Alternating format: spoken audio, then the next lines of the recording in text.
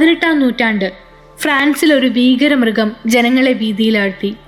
അവർ അതിനെ വിളിച്ചത് ജവുഡാനിലെ ബീസ്റ്റ്. 1764 മുതൽ 1767 വരെ ഗ്രാമങ്ങൾ ജവുഡാനിലെ ബീസ്റ്റിനെ പേടിച്ച് വിറച്ച് ജീവിച്ചു.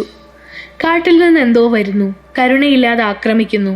ഇടയന്മാർ, സ്ത്രീകൾ, കുഞ്ഞുങ്ങൾ എല്ലാവരെയും മാന്തി കീറിയ നിലയിൽ കാണപ്പെട്ടു.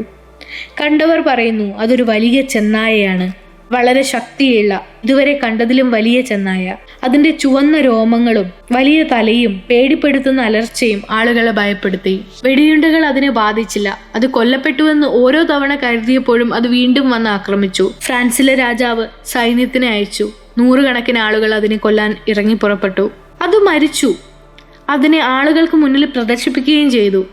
പക്ഷെ ആ നാട്ടിലെ ക്രൂരമായ മരണങ്ങൾ കൂടിയെന്നല്ലാതെ ഒരു കുറവും ഉണ്ടായില്ല. 1767 എല്ലാം പെട്ടെന്ന് നിന്നു. എങ്ങനെയെന്നോ എന്തുകൊണ്ടെന്നോ ആർക്കും അറിയില്ല. ജവുഡാനിലെ ബീസ്റ്റ് ചരിത്രത്തിന്റെ ഇരുട്ടിൽ മറഞ്ഞത് എങ്ങനെയാണ്?